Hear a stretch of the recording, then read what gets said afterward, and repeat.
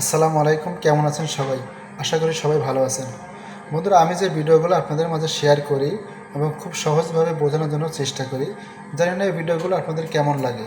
বন্ধুরা, আজকে যে ভিডিওটা শেয়ার করব সেটা হচ্ছে একটা ফুল শট পিসিবি রিমুভ করা।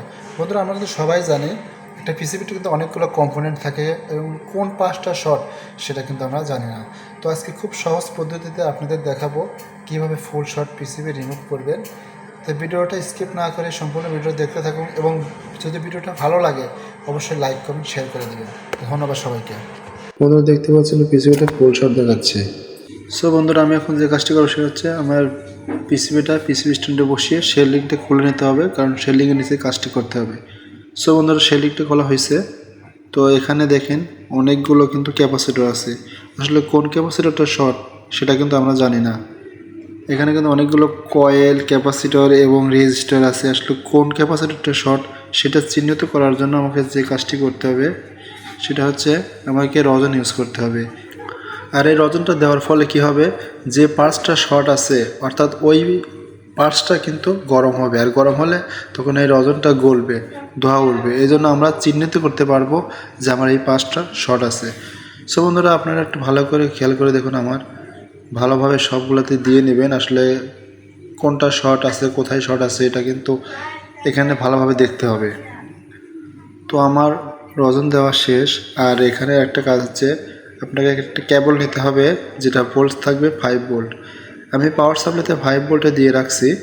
এখন আমি এখানে ব্যাটারি কানেক্টরের পজিটিভ একটা রেখে এবং নেগেটিভে রেখে আমি এখানে টাচ করলে কিন্তু এখানে যে রজনটা আমি ইউজ করছি এই রজনটা কিন্তু গলে উঠবে, আর গলে উঠলে কিন্তু আমরা চিহ্নিত করতে পারবো যে কোন পাঁচটা শর্ট।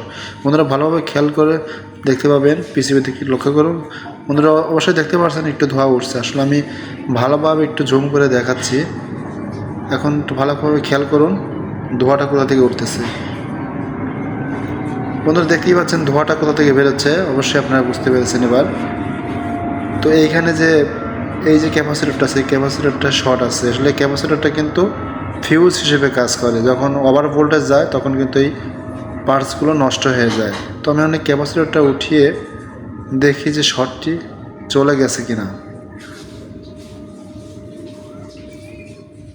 তো বন্ধুরা, দেখতে পাচ্ছেন শর্টটা কিন্তু চলে গেছে। এখানে যে শর্টটা ছিল শর্টটা কিন্তু নাই। তো আমি এখন ফুলটি পিসিবি থেকে একটা ক্যাপাসিটর এখানে লাগিয়ে আবার দেখব শর্ট হয় কিনা। যদি শর্ট হয় তাহলে চিপের মধ্যে থেকে শর্ট হয়ে গেছে, আর যদি শর্ট না হয় তাহলে বুঝবো যে আমাদের ওভার ভোল্টেজের কারণে এই পার্টসটা নষ্ট হয়ে গেছে। সো বন্ধুরা, এখন ভালোভাবে খেয়াল করে দেখতে পাচ্ছেন এখানে কিন্তু আর যে শর্টটা ছিল সেই শর্টটা কিন্তু চলে গেছে। আমার পিসিবিটা কিন্তু এখন পুরোপুরি ঠিক হয়ে গেছে। যে প্রবলেমটা ছিল ওটা কিন্তু আর নাই। এই প্রবলেমটা ছিল হচ্ছে no power on. Full short হয়ে গেলে কিন্তু ফোন চালু হয় না, এটা আমরা সবাই জানি। সো বন্ধুরা, এর থেকে আর সহজ কিন্তু কাজ হয় না।